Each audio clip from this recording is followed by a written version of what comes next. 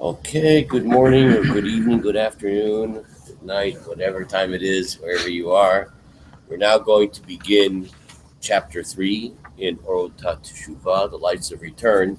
The first chapter dealt with the sphere which is motivating us to change, whether it's the sphere of pain, whether it's physical pain or emotional pain. The second sphere was the fear of God. You want to do the right thing, concerned about consequences. The third sphere was love of God.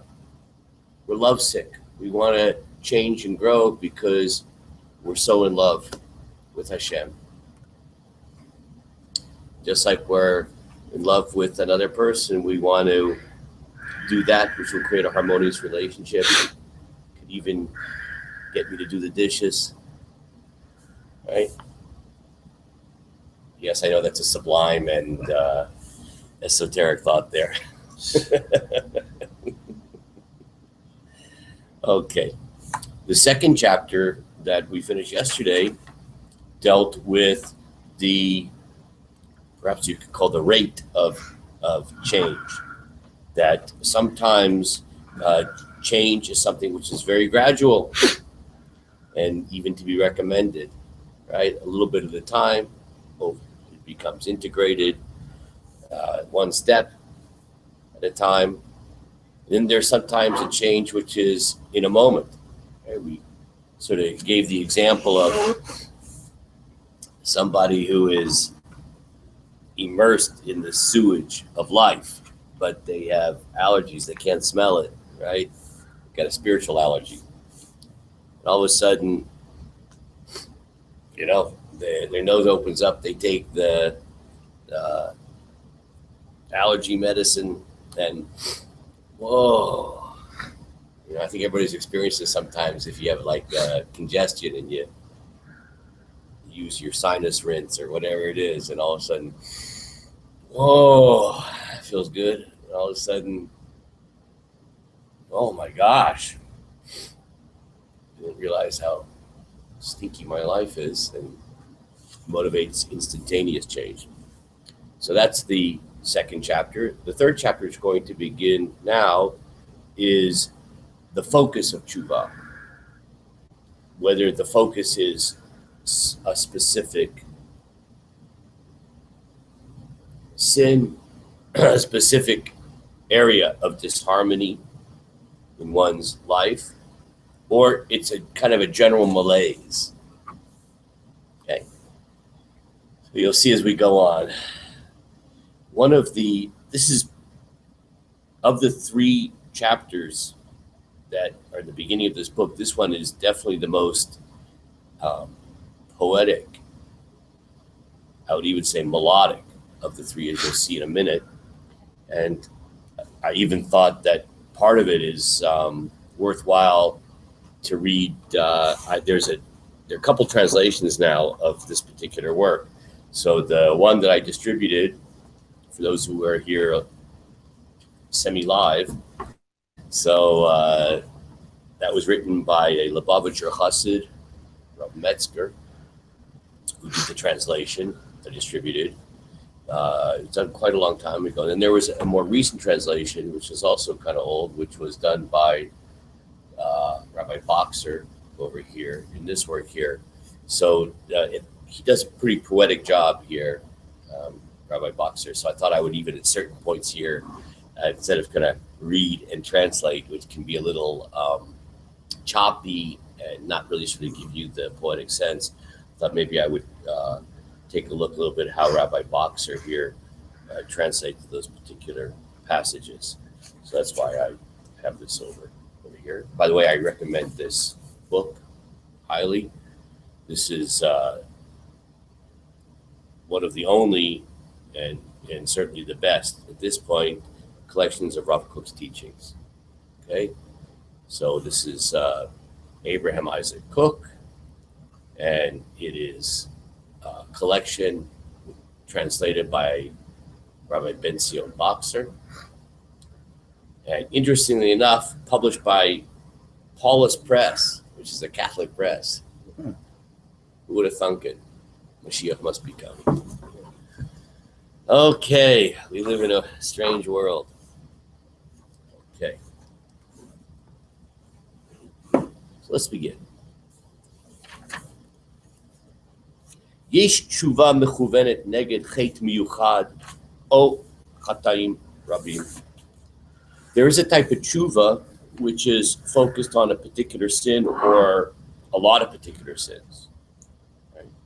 A very specific issue that I'm struggling with. Va'adam sam chet'o nochach panav. The person places the sin before them, right? Like King David said in Psalms, Chatati negdi tamid. My sin is before me always. Focus on a very specific behavior or emotion or thought. You know, sin is not limited to doing something. We can sin in our thoughts, like Jimmy Carter. We can sin with our emotions.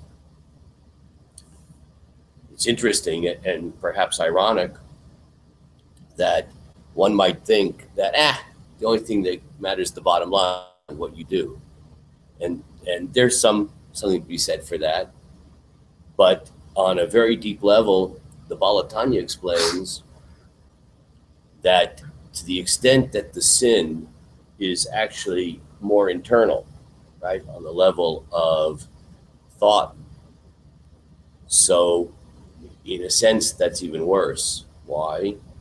Because just like in the Holy Temple, there are areas of increasing sanctity as you move from kind of the outer courtyard, moving inwards into the Holy Temple, into the Kodesh HaKodeshim, the Holy of Holies. Obviously, when one profanes the outer courtyards, it's one thing, but profaning the Holy of Holies. So the most inner aspect, that's the most egregious form of sin. So imagine our kind of our beings as kind of the Holy Temple, and we have the more outer courtyards, that's kind of our actions.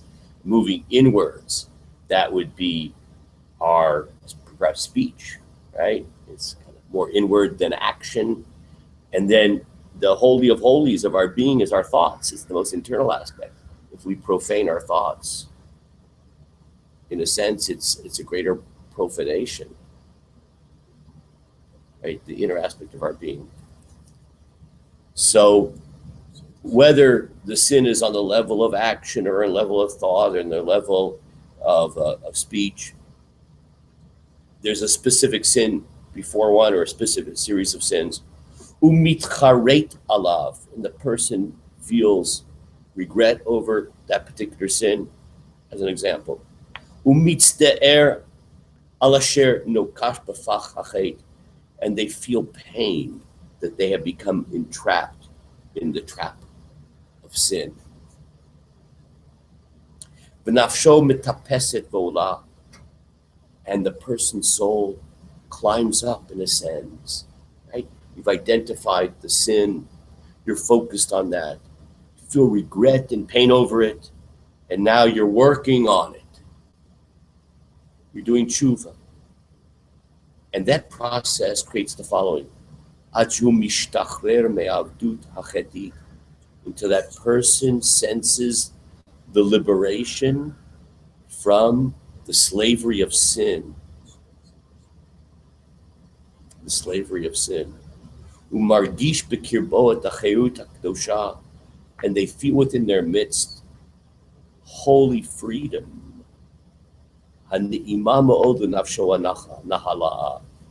Which is so pleasant to the weary soul.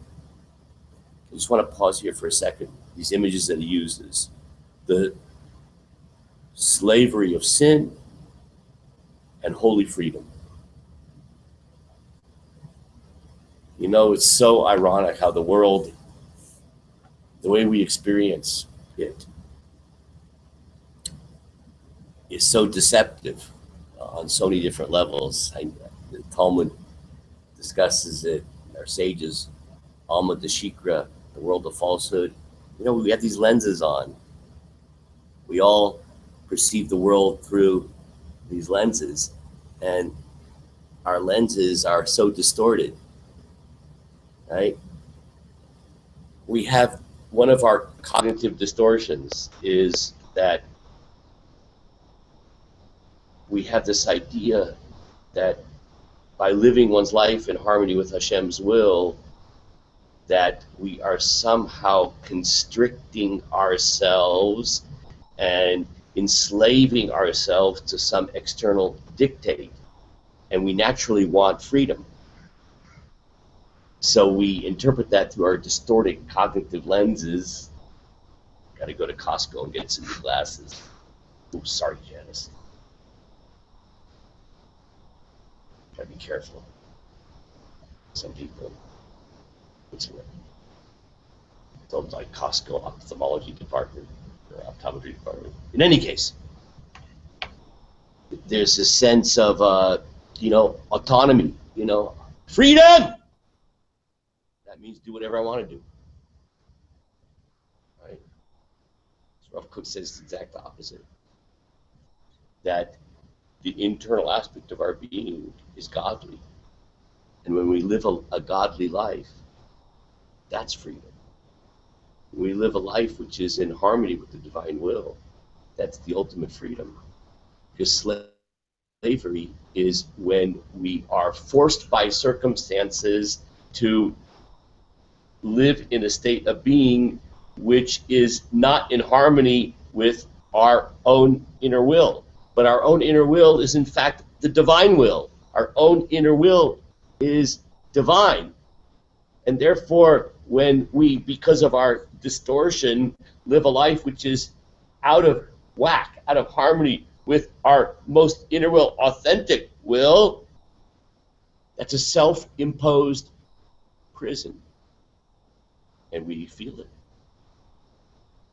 We don't realize where it's coming from. We're frustrated, unhappy, empty, depressed. And then as we start to work on specific issues and realign ourselves with our authentic inner will, we experience the sweetness of freedom. Of course, that's the basis of that famous midrash where the Torah describes the divine writing on the tablets, Ten Commandments, Harut ala luchot, that the writing was engraved on the tablets. The word Harut sounds a lot like the word Cherut, freedom. There's freedom on those tablets. Okay. And then the person who's doing tshuva, focus on a particular sin or a particular series of sins, gradually heals himself. Healing. When we live a life not in harmony with that divine will, we're sick. V'zohorei orah shel shemesh hachesed chesed elyon sholchim elav et kaveihem. And as we start to change and grow and heal,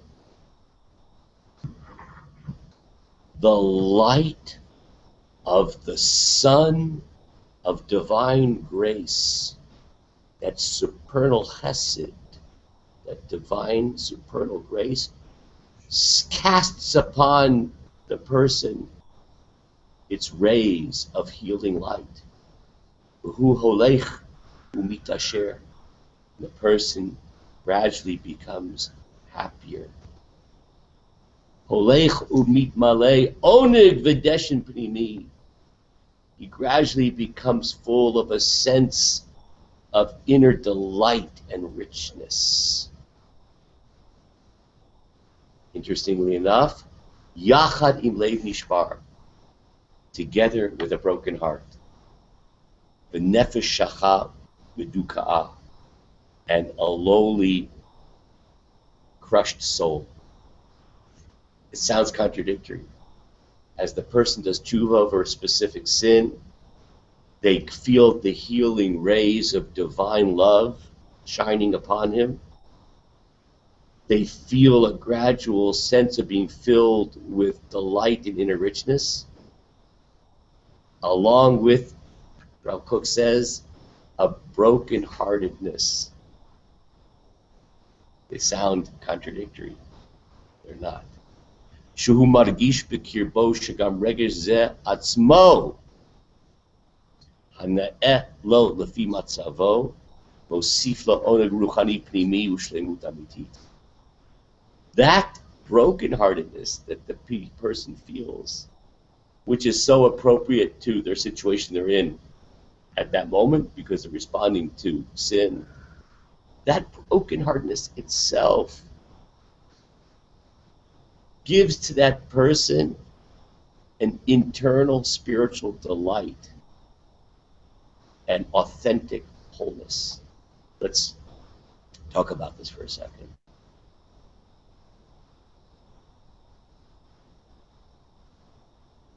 You know, the worst possible thing that a person can feel is not to feel, is to be spiritually anesthetized.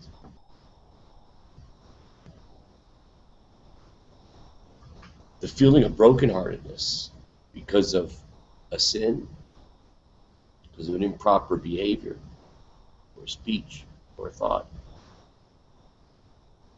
has a tremendous sweetness to it. It reminds somebody, it reminds ourselves that our spiritual antennas are still alive. Problem is that as we sink further and further into improper behavior, improper speech, improper thought, the first time we do it, we feel bad. We feel a little bit of guilt. The second time feels less bad. The third time it feels normal. And we start to get angry at the people who are behaving properly and resentful. We become self-anesthetized and deadened. To feel the brokenheartedness is a sweetness. That brokenheartedness itself is a reflection of one's essential wholeness and is ironically a source of delight. I'm alive. I want to restore my relationship with Hashem, with God.